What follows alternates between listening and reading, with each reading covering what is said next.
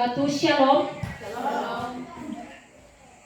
Ibu Kepala Sekolah yang saya hormati dan ibu-ibu guru, rekan sejawat yang sama saya hormati. Terima kasih pada pagi hari ini atas waktu yang diberikan kepada saya untuk melaksanakan kegiatan diseminasi atau aksi nyata budaya positif di lingkungan kerja kita. Dan pada pagi hari ini saya akan membawakan materi tentang diseminasi budaya positif, yaitu bagaimana kita mengembangkan budaya-budaya positif di lingkungan kerja. Tapi sebelum saya lanjut, izin memperkenalkan dua orang hebat yang mendampingi saya selama mengikuti pendidikan guru penggerak. Yang pertama Ibu Nenek Ningsi, yaitu fasilitator saya. Beliau berasal dari Bogor. Kemudian Bapak Haryan Ilyas, ya, Bapak pengajar praktik saya. Saya kira untuk orang-orang di masa jarang-jarang yang tidak kenal beliau. Mereka berdua adalah orang hebat yang mendampingi saya selama melaksanakan pendidikan dalam pendidikan guru penggerak angkatan ke-10. Baik ibu-ibu, kita akan langsung masuk dalam materi, tetapi sebelum itu kita lemaskan badan dulu karena tadi kita ada mungkin tegangan di kelas. Ya, kita rilekskan dulu sebelum kita masuk dalam materi. Kita berdiri.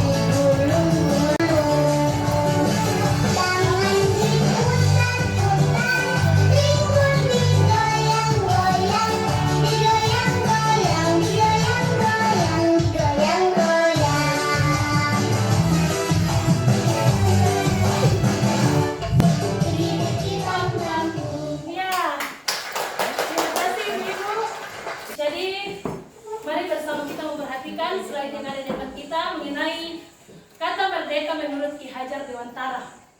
Menurut Ki Hajar Dewantara, merdeka itu artinya tidak hanya terlepas dari perintah, akan tetapi juga cakap buat memerintah diri sendiri, bisa mengatur diri sendiri. Jadi guru adalah penuntun bagi murid sehingga murid itu dapat mencapai kebahagiaan yang setinggi-tingginya dan mereka akan menjadi manusia yang merdeka. Jadi kita harus memerdekakan diri dulu. Kemudian kita akan menjadi penuntun bagi murid kita untuk mereka bisa mencapai kebahagiaan yang setinggi-tingginya dan menjadi manusia yang merdeka juga. Penuntun laku pertumbuhan murid, menurut KHD kita sebagai seorang guru itu diumpamakan sebagai seorang petani atau tukang kebun. Tugas kita hanya merawat tumbuh-tumbuhan itu atau sisa-sisa kita. Kita hanya bisa merawat tumbuhnya, memupuk, menyiangi, memberikan pagar. Nah, itu yang kita lakukan sebagai guru. Kita tidak bisa mengubah bentuknya. Ya, jagung tetap jagung, padi tetap padi. Jadi setiap anak-anak memiliki karakter yang unik. Kita tidak bisa mengubahnya, tetapi kita bisa menuntun segala kodrat yang ada pada anak. Ini memang orangnya si aktif. Jadi kita akan belajar nanti bagaimana supaya ini bisa kita pahami. Dalam proses menuntun, guru harus memperhatikan kodrat alam, sifat atau bentuk lingkungan di mana anak itu tinggal dan disesuaikan dengan kodrat zaman anak. Kodrat alam ini ya di dalam ada lingkungan di mana anak itu tinggal. Kita lihat juga lingkungan keluarganya bagaimana mereka. Kemudian dengan kodrat zaman anak, ya. Sudah bukan lagi zamannya kita mau mendidik seperti zaman dahulu. Tetapi sekarang kita mendidik disesuaikan dengan kodrat zaman, baik itu dalam memperlakukan mereka maupun dalam memanfaatkan segala fasilitas untuk mereka.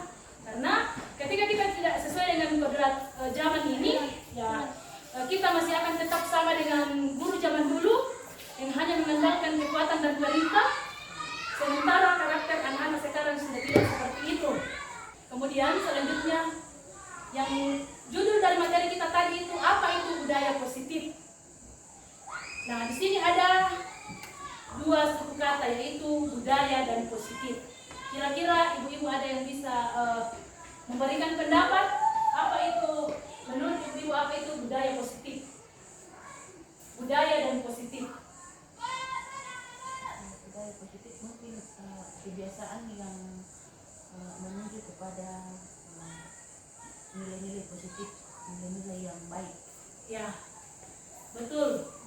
Jadi budaya positif itu kebiasaan-kebiasaan yang menuntun pada hal-hal yang baik atau nilai-nilai yang baik yang kita percaya, yang kita lakukan. Itulah budaya positif.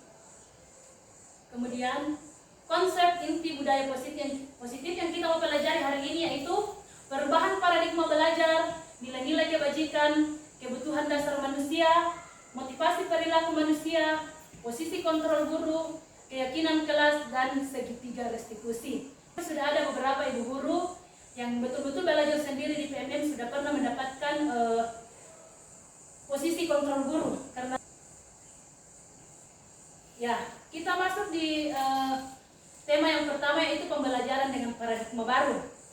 Pergeseran paradigma diartikan sebagai perubahan penting yang terjadi ketika cara berpikir atau melakukan sesuatu bisa digantikan dengan cara yang baru atau cara yang berbeda sesuai dengan profil pelajar Pancasila. Profil pelajar Pancasila itu yang kita mencapai dalam pembelajaran dengan paradigma baru. Kita mau mengubah cara-cara yang lama menuju cara-cara yang baru. Ya. Nah, untuk melakukan itu, untuk melakukan perubahan-perubahan kita perlu memahami beberapa hal. Ya, coba Bapak Ibu, karena di sini ada bapak-bapak. Di sini ada kertas yang saya akan bagikan.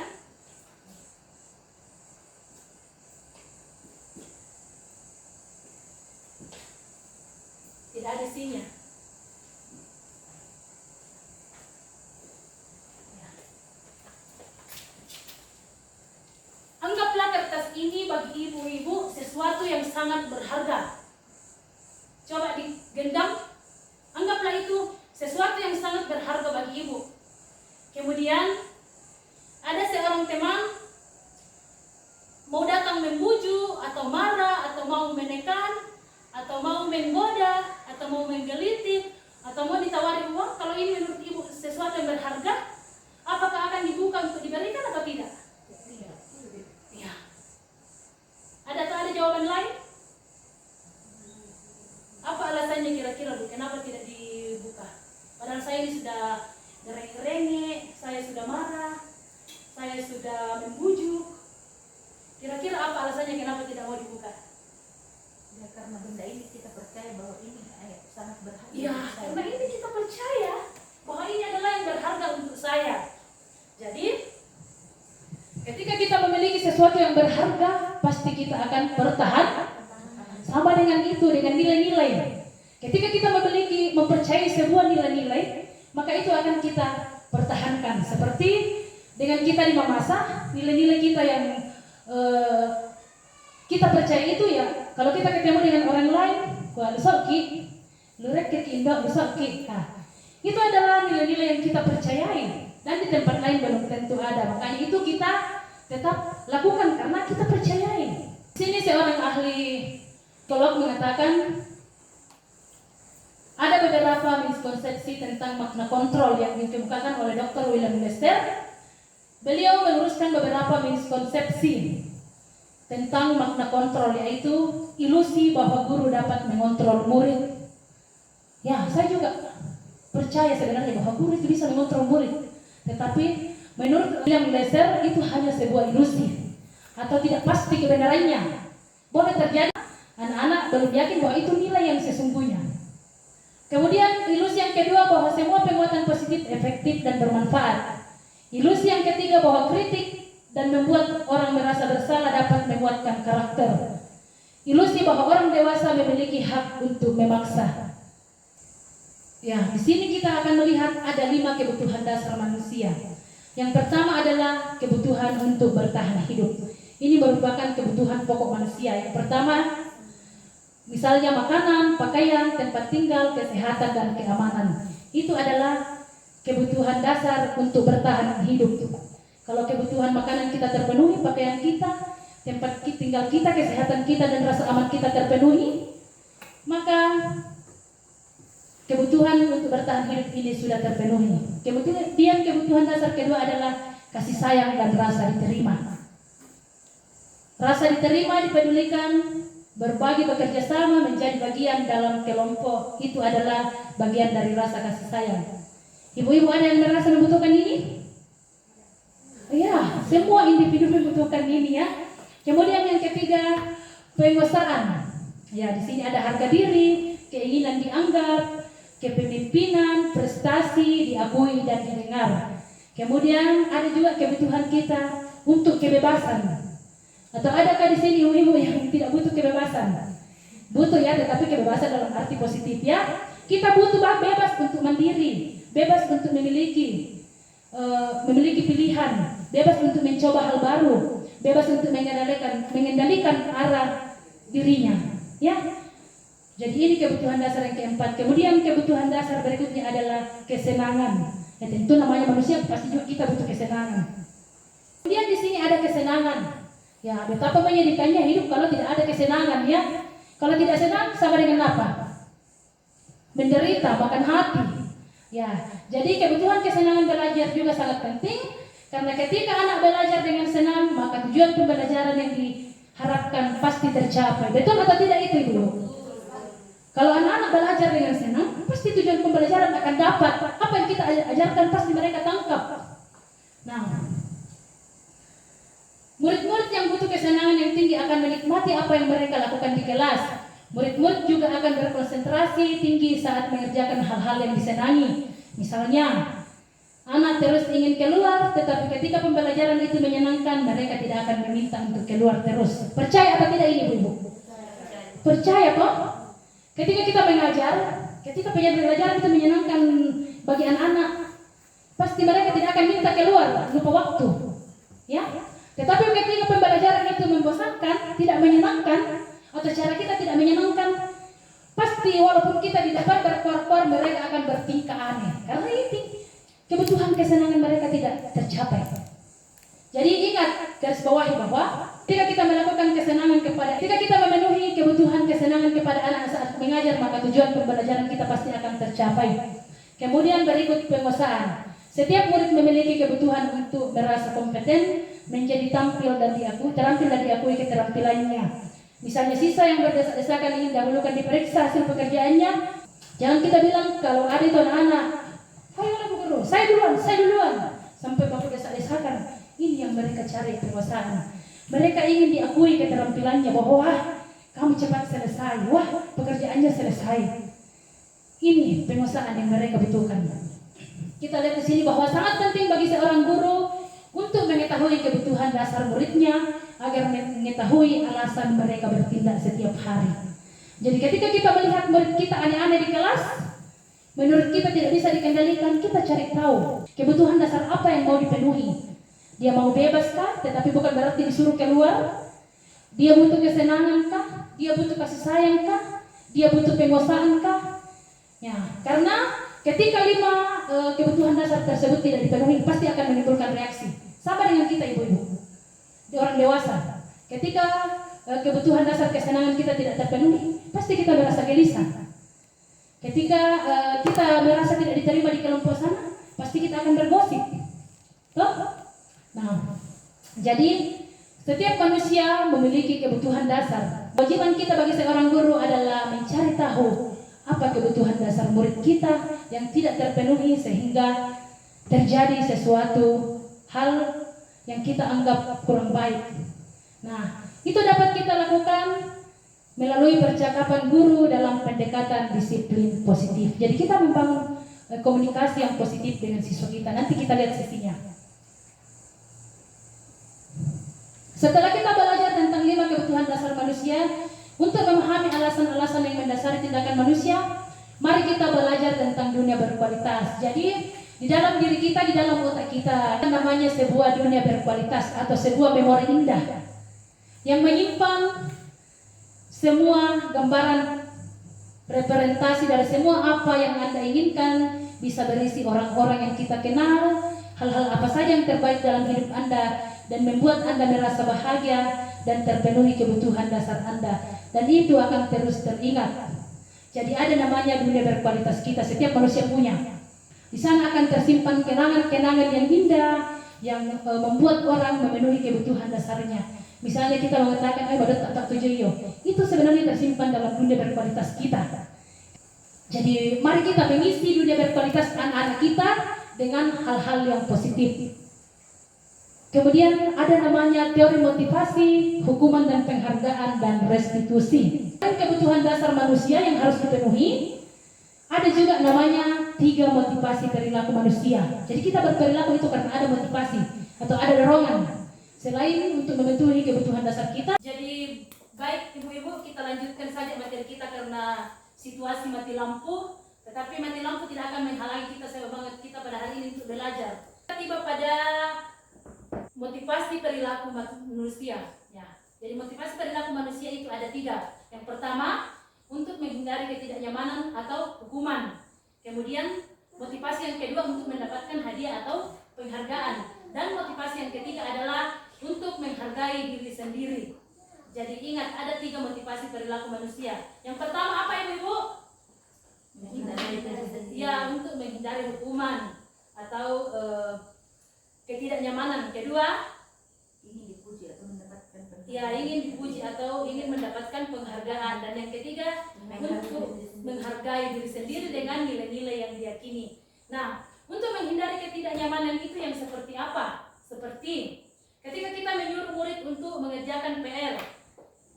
Awas ya, kalau tidak dikerja, yang tidak kerja PR, saya hukum. Nah, itu motivasinya anak-anak akan mengerjakan PR ketika kita menyampaikan seperti itu karena mereka takut dihukum. Jadi mereka kerja, oh ya saya harus kerjakan ini karena nanti ibu guru hukum saya. Kemudian untuk mendapatkan imbalan atau penghargaan, ya, misalnya kita mengatakan bahwa siapa yang cepat selesai tugasnya saya kasih permen atau saya kasih coklat. Nah, motivasi anak-anak untuk mengerjakan soal seperti ini adalah untuk apa? Mendapatkan hadiah atau permen tadi. Jadi ini termasuk memberikan motivasi yang eksternal atau motivasi yang dari luar, bergantung pada orang lain, tergantung pada perintah orang lain. Tetapi motivasi yang ketiga adalah untuk menjadi orang yang mereka inginkan dan menghargai diri sendiri. Kenapa mereka mengerjakan PR? Karena mereka menghargai dirinya bahwa itu memang tugas mereka. Mereka ingin menjadi anak yang pintar. Mereka ingin mendapatkan nilai yang bagus. Dan ketika anak-anak memiliki motivasi seperti ini, maka anak tersebut akan melakukan secara terus-menerus tanpa dorongan atau paksaan dari orang lain, tanpa iming-iming hadiah, tanpa takut dihukum, tetapi dia mengerjakan dengan keinginannya sendiri. Jadi ini motivasi perilaku yang ketiga. Jadi ibu-ibu dapat dikatakan bahwa hindari hukuman dan pemberian hadiah yang berlebihan, karena itu menyebabkan motivasi yang dari luar atau eksternal. Tetapi perbanyak memberikan tuntunan kepada anak supaya memunculkan motivasi internal. Ketika kita memberikan tuntunan yang baik, ketika kita memberikan pendampingan yang baik, maka akan muncul karakter seorang anak yang memiliki motivasi dari dalam diri. Ya, di sini kita akan melihat tentang hukuman dan penghargaan. Dalam hukuman terjadi sesuatu yang menyakitkan, ya. Ya, hukuman itu bukan hanya ketika kita memukul anak-anak, ketika disuruh lari, tetapi hukuman juga itu bisa berupa hukuman verbal atau kata-kata kasar kepada anak-anak. Misalnya kita katakan begini, ayah dalam kalau kau kata giot, itu nak anak abang. Kau itu giot tidak akan tahu apa-apa karena kau memang begitu. Itu sebenarnya sudah hukuman. Psikis anak-anak menjadi sakit, kecewa. Nah, demikian juga dengan hadiah. Itu kita harus lihat porsi pemberiannya. Jangan ketika kita mengajar dalam kelas kita mengatakan, siapa yang duluan selesai akan saya kasih ini. Kalau selesai tugas ininya, ibu guru siapkan hadiah. Karena anak-anak kan mengerjakan itu karena berdasarkan hadiah. Kemudian penghargaan juga ini dapat merusak hubungan. Ya, anak-anak yang mampu melakukan sesuatu dan mendapatkan hadiah, oke lah, senang. Tetapi anak-anak yang tidak mendapatkan, biasa muncul rasa sakit hati atau kecewa, cemburu. Apalagi kan namanya mereka juga anak-anak, jadi biasa sisi cemburu-buru ilea. Biasa ibu lihat anak-anak cemburu? Biasa. Toh? Jadi inilah kurang baiknya hukuman dan penghargaan. Kalau hukuman itu sudah pasti menyakitkan. Penghargaan juga ya menyenangkan bagi orang yang mendapatkan. Tetapi untuk orang yang tidak mendapatkan akan merasa kecewa. Kemudian kekurangannya juga bagi orang yang mendapatkan, dia akan bergantung. Baguslah kalau memang motivasi dari dalam dirinya bahwa saya harus belajar. Tetapi kalau dia berpikir begini, saya akan belajar karena saya akan mendapat hadiah. Besok-besok kita tidak mampu siapkan hadiah lagi. Nah, anak-anak ini bisa-bisa semangatnya menurun. Ya itulah kurang baiknya dari hadiah dan hukuman. Jadi satu hal yang terbaik yang kita akan lakukan adalah selalu berusaha untuk memunculkan motivasi intrinsik dari peserta didik kita. Ya, setelah kita memahami tentang motivasi perilaku manusia, kita akan melihat ada 5 posisi kontrol guru. Ya mungkin ibu-ibu sudah ada yang lihat sepintas dalam pelatihan tindak lanjut di PMM. Tetapi di sini kita akan lihat kembali. Pertama adalah sebagai seorang penghukum. Dari kata-katanya saja ini sudah seram atau tidak? Iya. Kita saja dengar hukuman, bagaimana? Apalagi kalau anak-anak. Kemudian yang kedua adalah membuat merasa bersalah. Membuat merasa bersalah. Dipakai anak-anak, dipasalah-salah. Akhirnya mentalnya atau psikisnya menjadi sakit. Kemudian juga ada namanya posisi sebagai teman. Guru memposisikan diri sebagai temannya. Ini kalau kedengaran sudah agak lebih bagus sedikit ya daripada kata menghukum. Kemudian ada namanya posisi sebagai pemantau. Dan posisi yang terakhir atau posisi yang kelima adalah sebagai manajer. Ya. Kita akan lihat penghukum. Penghukum di sini adalah bisa menggunakan hukuman fisik maupun verbal, ya. Guru-guru yang menerapkan posisi penghukum akan berkata, patuhi aturan saya, awas. Kalau kamu salah, saya akan hukum kamu. Jadi ini kata-kata yang biasa dikeluarkan oleh seorang guru penghukum. Jadi penghukum ini menyakiti hati anak-anak baik secara fisik maupun secara psikis, ya. Dan orang-orang yang suka menghukum itu mengatakan bahwa harus memang anak-anak kita tegasi, harus memang anak-anak dikerasi. Itu sistemnya. Kemudian membuat rasa bersalah. Pada posisi ini biasanya guru akan bersuara lebih lembut, membuat rasa bersalah dan akan menggunakan keheningan yang membuat orang lain merasa tidak nyaman, bersalah dan rendah diri. Membuat merasa bersalah. Kita merasa seolah-olah lembut tetapi menyakitkan. Apakah menyindir atau kita seolah-olah berbicara padahal kita menimbulkan rasa sakit hati. Misalnya kita sampaikan seperti ini. Ya, kalau orang malas belajar akan seperti itu terus. Kamu si putra, karena kamu malas belajar, kamu akan begitu terus. Gara-gara kamu Januar, saya tidak bisa masuk di kantor.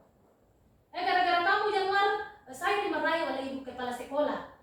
Nah, kita selalu membuat rasa bersalah sehingga anak-anak merasa bersalah. Nah, ibu-ibu boleh bayangkan, ketika kita merasa bersalah, kira-kira bagaimana reaksi kita? Kalau kita merasa bersalah, kalau saya biasa minder kalau merasa bersalah. Bagaimana dengan jawabannya ibu-ibu? Perasaan apa kalau merasa bersalah? Atau ada di sini? Ya ada juga orang yang kalau merasa bersalah tanpa seolah-olah tidak merasa bersalah, tanpa bikin aksi supaya menutupi kesalahannya. Nah, hal-hal itulah yang kita hindari. Atau ada juga orang kalau sudah merasa bersalah, ya kan saya merasa salah. kali nakal lebih di kelas. Yang posisi berikutnya adalah sebagai teman. Nah, posisi teman juga ini kita akrab dengan anak-anak sehingga anak-anak selalu merasa ingin untuk dekat dengan kita. Nah, tetapi sebagai teman juga ini ya bagusnya karena memang hubungan kita dengan anak-anak bagus. Tetapi sisi negatifnya kalau sebagai teman itu anak-anak akan terus bergantung kepada kita. Ada apa-apa yang mereka mau kerjakan semuanya digantungkan kepada kita. Nah, tiba saatnya mereka melakukan sesuatu yang mandiri kita tidak bisa membantu mereka. Ya, mereka akan kecewa. Waduh, ibu guruku yang mana? Ibu guruku mana? Ibu guru kesayanganku mana? Ibu guru yang selalu menolong saya mana? Toh? Nah, misalnya kita diganti oleh guru lain. Untuk baik kalau dia menerima guru yang baru itu. Karena dia terlalu menggantungkan diri kepada kita, kepada guru temannya itu. Ya. Kemudian kita lihat selanjutnya, posisi selanjutnya adalah sebagai pemantau. Ya. Dalam posisi pemantau ini, guru memantau murid-murid yang melakukan pelanggaran. Ketika ada yang melakukan kesalahan, dia langsung eksekusi. Di posisi pemantau ini adalah gurunya selalu siap untuk mengadili dengan peraturan. Misalnya ada peraturan yang disepakati, kalau terlambat datang, ketika ada yang terlambat, guru pemantau akan mengatakan, sini kamu, kenapa terlambat? Iya Pak Guru, maaf karena begini ya. Aturannya apa kalau terlambat? Akhirnya itu langsung diberlakukan. Kita tidak memberikan kesempatan kepada anak-anak untuk menyampaikan mengapa itu terjadi, apa yang dia mau lakukan. Ya. Kemudian posisi selanjutnya adalah sebagai manajer. Nah, di posisi ini adalah di mana guru berbuat sesuatu bersama dengan murid, mempersilahkan murid untuk mempertanggungjawabkan perilakunya, mendukung murid agar dapat menemukan solusi atas permasalahannya sendiri. Dalam hal ini dapat menggunakan tahapan segitiga restitusi. Jadi dalam tahapan sebagai manajer, seorang guru harus menguasai tahapan restitusi. Kita sampai pada topik selanjutnya yaitu keyakinan kelas. Ya, ini sudah tidak asing bagi kita ya. Tetapi saya mau tanya dulu, apa ibu-ibu merasa ada perbedaan antara keyakinan kelas dan peraturan kelas? Sejauh mana pemahaman kita tentang peraturan kelas dan keyakinan kelas? Dari kata awalannya saja sudah berbeda. Tetapi apa kira-kira perbedaannya?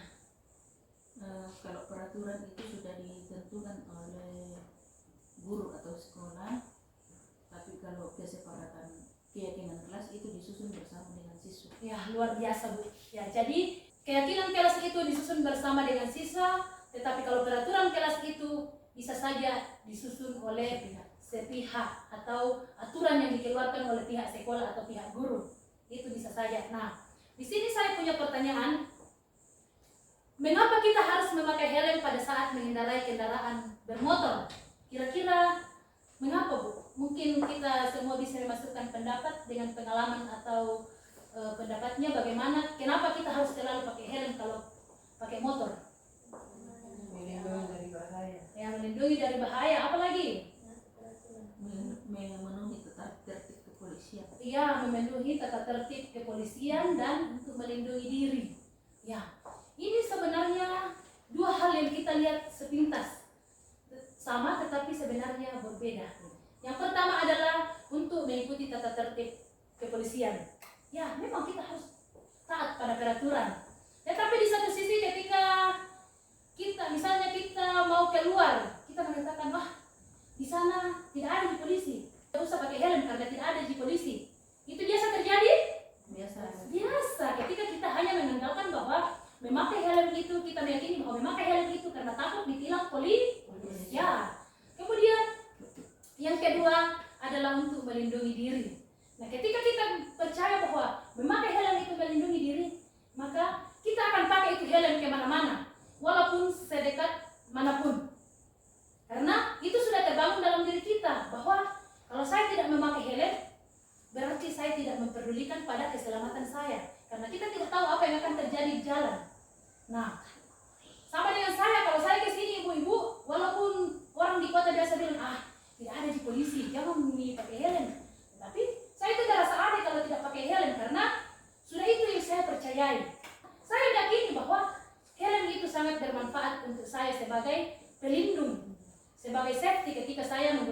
kendaraan bermotor.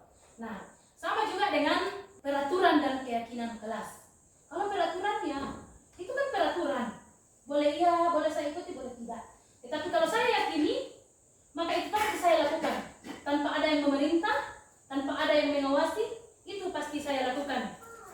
Jadi, seseorang akan lebih tergerak dan bersemangat untuk menjalankan keyakinannya daripada hanya sekedar mengikuti serangkaian peraturan tertulis tanpa makna yang mendalam bagi dia. Sama halnya dengan siswa. Jika mereka meyakini keyakinan, maka itu akan lebih memotivasi mereka dari dalam. Jadi itulah pentingnya sebuah keyakinan. Ya, itulah pentingnya kita membangun keyakinan anak-anak dengan nilai-nilai kebajikan yang sudah disebutkan di awal tadi.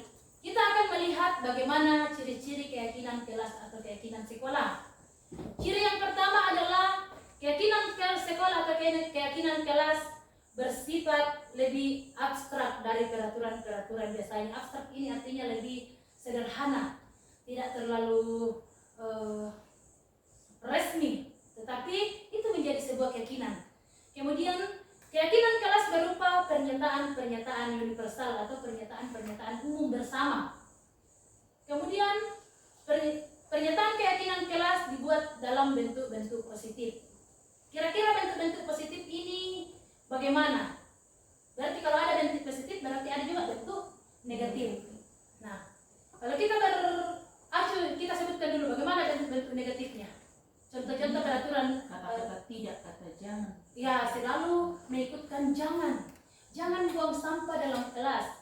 Jangan ribut. Nah, itu negatif. Tetapi kalau kita membuat dalam kalimat positif, buanglah sampah pada tempat. Oh iya, buang sampah pada tempatnya. ya. Ada lagi pernyataan-pernyataan positif yang bisa kita terapkan dalam keyakinan kelas? Sebaiknya buanglah sampah pada tempatnya. Iya. Kalau terkait dengan waktu, bagaimana misalnya bagaimana kita Masuk di masuk kelas tepat waktu. Iya, masuk di kelas tepat waktu. Kalau jangan ribut, bagaimana kata positifnya? Kata positifnya Iya. Guru harapkan jangan Bukan ibu guru yang mengharapkan, harus dari siswa. Oh iya. Harus pernyataan bersama universal. belajar dengan tertib. Ya, belajar dengan tertib atau menjaga ketertiban kelas. Ya. Kalau terkait dengan kerapihan, Menggunakan seragam sekolah. ya menggunakan seragam sekolah dengan sesuai dengan jadwal. Kalau terkait dengan kebersihan, ya jagalah kebersihan. Jadi kita membuatnya dalam kalimat-kalimat yang positif. Artinya bukan sebuah larangan, tetapi membuat dalam kalimat-kalimat positif secara bersama-sama yang akan kita yakini bersama, yang akan menuntun kita. Kemudian keyakinan kelas sebaiknya yang mudah diterapkan pada lingkungan tersebut. Tidak usah kita buat keyakinan kelas yang tidak akan dijangkau untuk dilakukan oleh siswa, tetapi kita belajar dari hal-hal sederhana yang ada di sekeliling kita, hal-hal sederhana yang dapat dilakukan oleh anak-anak dan memang itu dapat dilakukan secara berkelanjutan. Kemudian semua warga kelas harusnya berkontribusi dalam pembuatan keyakinan kelas melalui kegiatan curah pendapat. Jangan karena kita ibu guru jadi saya saja bikin ini keyakinan kelasnya, tetapi keyakinan kelas itu harus dibangun dari curah pendapat. Ya, bersedia meninjau kembali keyakinan kelas dari waktu ke waktu ya. Ketika kita sudah membuat keyakinan kelas, ya jangan itu hanya menjadi pajangan, tetapi itu akan menjadi acuan kita untuk memulai budaya positif di kelas kita, untuk menerapkan budaya-budaya positif di kelas kita. Ya. Kemudian yang selanjutnya, keyakinan kelas sekolah sebaiknya ditempatkan di tempat yang mudah dilihat, ditempelkan di tempat yang mudah dilihat. Keyakinan kelas sebaiknya ditempelkan karena sewaktu-waktu kita akan meninjau kembali bagaimana anak-anak keyakinan yang ini, ya, sewaktu-waktu kita akan gunakan. Sampai pada materi selanjutnya yaitu segitiga restitusi. Seorang pakar dalam bukunya Restitution, yaitu Diane Boston, merancang sebuah tahapan untuk memudahkan para guru dan orang tua dalam melakukan proses untuk menyiapkan anaknya untuk melakukan restitusi bernama segitiga restitusi. Apa itu segitiga restitusi? Ya, segitiga restitusi berarti ada segitiga, ya, ada 3. Nah, guru yang berperan sebagai manajer menggunakan segitiga restitusi dalam menyelesaikan masalah melalui 3 tahapan, ya. Jadi kenapa disebut segitiga restitusi? Karena ada 3 tahapannya, ya, yaitu yang pertama adalah menstabilkan identitas, kemudian yang kedua memvalidasi tindakan yang salah, dan yang ketiga menanyakan keyakinan. Nah, tahapan menstabilkan identitas ini bagaimana? Ya, menstabilkan identitas itu ketika ada anak-anak yang melakukan kesalahan, kita tidak tahu apakah mereka tambah meledak-ledak marahnya biasa. Ada juga yang tidak mau berbicara, ada juga yang menghindar, ada juga yang tambah bersikeras atau meledak-ledak marahnya tadi. Nah, di sini kita perlu menstabilkan identitas mereka. Jangan anak-anak baru melanggar, kita langsung tambah marah. Tetapi ketika mereka melanggar, kita stabilkan identitas dulu. Batu dikwa kalau kita di pacalaran di dalam mayolo, atau kita pani sarura ilako, jangan langsung dimarahi, tetapi kita kasih tenang dulu. Kita stabilkan dulu identitasnya. Karena pada dasarnya orang ketika marah itu tidak bisa mengambil keputusan yang tepat. Betul atau tidak ini, Bu? Betul. Iya. Sedangkan ini bukan hanya untuk anak-anak, tetapi untuk diri kita juga. Ketika kita marah, ya sebaiknya kita stabilkan identitas kita dulu. Jangan langsung mengambil keputusan pada saat marah, karena biasanya tindakan yang kita ambil pada saat kita marah atau kita meledak-ledak itu tidak akan tepat. Ya, jadi ini bukan hanya untuk sisa, tetapi lebih ke diri kita lebih dahulu. Kemudian yang kedua yaitu validasi tindakan yang salah. Kita melihat kira-kira tindakan apa yang salah di sini, ya? Kenapa itu bisa terjadi? Mengapa ada cara yang lebih efektif untuk mendapatkan apa yang kamu butuhkan? Misalnya pertanyaannya, atau kamu pasti punya alasan kenapa melakukan ini. Nah, di situ adalah kita memvalidasi tindakan yang salah. Pasti ada alasanmu. Makanan dari Susi, kenapa dikasih begitu? Kenapa kita pukul teman? Kenapa kita bermain di kelas? Nah, di situ adalah validasi tindakan yang salah. Kemudian ada juga namanya menanyakan keyakinannya. Itu tadi kita menanyakan keyakinan, nilai-nilai kebajikan yang dia yakini, ya.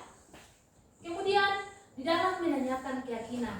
Nah, ketika identitas sudah sukses atau telah tercapai dalam langkah pertama dan tingkah laku yang salah telah divalidasi dalam langkah kedua, maka anak ini akan siap untuk dihubungkan dengan nilai-nilai kebajikan.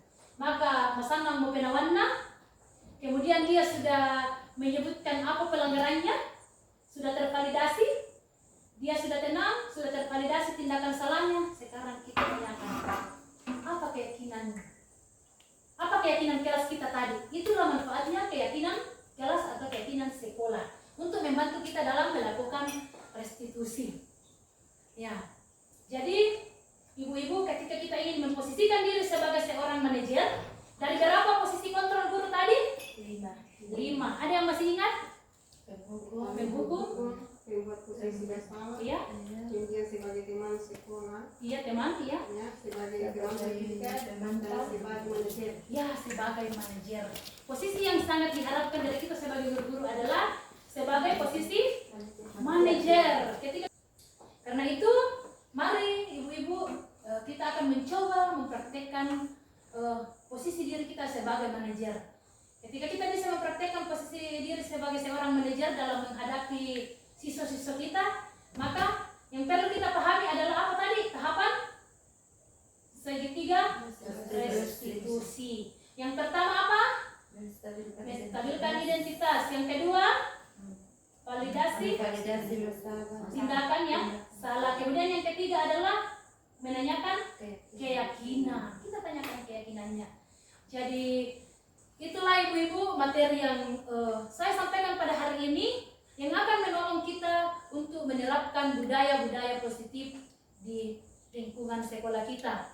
Di dalam menerapkan budaya-budaya positif, kita dituntut untuk memahami konsep inti budaya positif, yaitu yang pertama tadi adalah perubahan paradigma belajar, yang kedua nilai-nilai kebajikan, yang ketiga kebutuhan dasar manusia, kemudian yang keempat motivasi perilaku manusia, yang kelima adalah posisi kontrol guru. Ada berapa posisi kontrol guru tadi? 5. Kemudian keyakinan kelas dan segitiga restitusi. Ya. Itu saja yang saya sampaikan. Ada yang ingin ditanyakan sampai di sini, ibu-ibu? Kalau tidak ada ya biar saya angkat bicara dulu. Ya, Bu. Yang pertama saya mau sampaikan bahwa terima kasih atas pemaparan materi yang sudah disampaikan oleh Ibu yang sempat mengisi pengetahuan kami, yang kami sangat sadari, yang kita sangat sadari bahwa selama ini banyak hal yang kita lakukan yang tidak seharusnya kita lakukan. Poin yang terutama yang paling menarik saya ketik di sini yaitu salah satu poin dari 5 posisi kontrol guru, yaitu poin kedua masalah tadi pembuat rasa bersalah. Karena terus terang saya dengan hati nurani saya mengakui bahwa selama saya ini saya menyadari bahwa saya sering melakukan hal itu karena dengan pemikiran saya, tapi ya rupanya berbanding terbalik dengan yang seharusnya. Karena selama ini saya berpikir kalau kita anak-anak sudah merasa bersalah pasti dia mengontrol diri, padahal ternyata kenyataannya tidak seperti itu.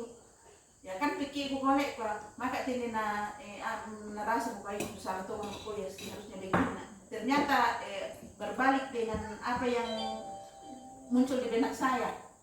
Tapi dengan pemaparan materi ini saya lebih mengerti lagi ya tentang tahapan-tahapan atau 5 posisi kontrol guru.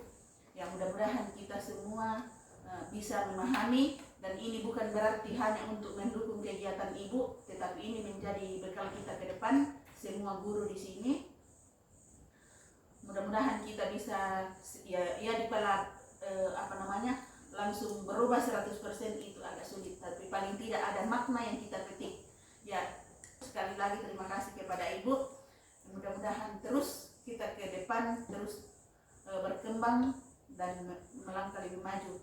Kemudian yang pesan saya yang kedua yang melalui kesempatan ini, karena ya mungkin nanti dalam rapat tidak akan saya ingat lagi masalah keyakinan kelas yang sudah kita bahas tadi. Mohon supaya pada tahun ajaran baru itu semua dibentuk. Jangan cuma kita sebut-sebut keyakinan kelas tetapi tidak dilakukan. Jadi saya harapkan saya akan pantau semua kelas, itu pasti ada keyakinan kelas di setiap kelas. Ya, jadi ini harapan saya. Jadi maksudnya saya tidak akan ulang lagi, siapa tahu saya lupa. Jadi pesan saya untuk salah satu program saya, ya, saya harapkan kepada ibu-ibu guru untuk mempersiapkan diri untuk menyusun kesepakatan keyakinan kelas nantinya. Ya, mungkin sementara sekian dulu. Terima kasih. Sekali lagi terima kasih kepada ibu yang sudah memaparkan materi begitu jelas. Mudah-mudahan ada manfaatnya bagi kita semua.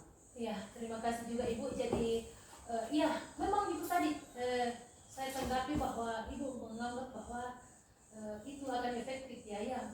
Mungkin bisa saja anak-anak melakukan, tetapi hanya sesaat, Bu, tidak akan abadi. Iya. Dia hanya akan melakukan pada saat dia merasa bersalah karena takut, hanya sekedar karena takut. Tetapi itu tidak tersimpan nilai-nilai kebajikan di dalam dirinya. Nah, kemudian masalah saran ibu kepala sekolah untuk penyusunan keyakinan kelas, ya ini memang sangat penting. Dan saya siap untuk membantu setiap wali-wali kelas, karena kebetulan posisi saya di sini sebagai seorang guru mata pelajaran yang tidak memegang kelas secara administratif. Tetapi saya siap, kita akan bikin, tidak apa-apa nanti panggil saya ajarkan tahapannya bagaimana dari mulai memberikan pemahaman kepada siswa, kemudian bagaimana kita bercurah pendapat, itu memang harus diberikan dulu. Karena tidak boleh kita langsung bikin anak-anak sekarang kita membuat keyakinan kelas harus begini, tetapi kita harus memberikan pemahaman dulu kepada anak-anak. Kita akan bersama-sama mengerjakan. Ya, masih ada lagi yang lain? Terima kasih Bu atas masukannya, dan untuk hari ini saya mengucapkan terima kasih yang sebesar-besarnya kepada ibu-ibu, dan kalau sudah tidak ada yang akan bertanya, kita akan melakukan refleksi diri. Refleksinya ada pertanyaan yang kita akan jawab secara personal dan itu akan dituliskan di kertas post-it. Ya.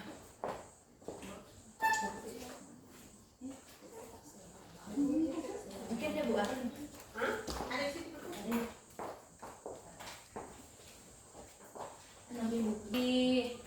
Ibu-ibu silahkan diisi post-itnya dengan menjawab pertanyaan refleksi yang akan saya bacakan dari sini. Bagaimana perasaan Bapak Ibu setelah belajar materi ini? Ya, silahkan dituliskan. Kemudian yang paling penting untuk saya adalah hal apa yang sudah baik dan harus diperbaiki dari penyampaian materi hari ini. Adakah kekurangan-kekurangannya yang akan saya gunakan untuk meningkatkan kompetensi diri. Dan selesainya tahapan refleksi yang ibu-ibu tuliskan pada post-it ini, dan untuk akhir kata saya mengucapkan terima kasih atas kesadaran kita semua. Saya kembali merefresh apa yang telah disampaikan oleh Bapak Pepir saya di sini, bahwa mari kita terus belajar, karena ketika kita memutuskan untuk menjadi seorang guru, berarti di situ kita harus mulai untuk belajar. Dan ketika kita memutuskan untuk berhenti belajar, maka berhentilah menjadi guru. Karena tidak ada apa-apa yang kita bagikan kepada siswa kita kalau kita tidak belajar, kalau kita berhenti belajar. Akhir kata, terima kasih atas kesempatan yang diberikan pada hari ini. Selamat siang, sampai jumpa pada pemaparan materi selanjutnya. Terima kasih. Selamat pagi. Ya, jadi hari ini seperti yang Ibu Guru sudah janjikan kemarin, kita akan membuat namanya keyakinan kelas. Tapi mungkin selama ini yang ada hanya baru peraturan kelasnya ya, peraturan atau larangan-larangannya ya. Masih ada yang ingat apa peraturan kelasnya kemarin?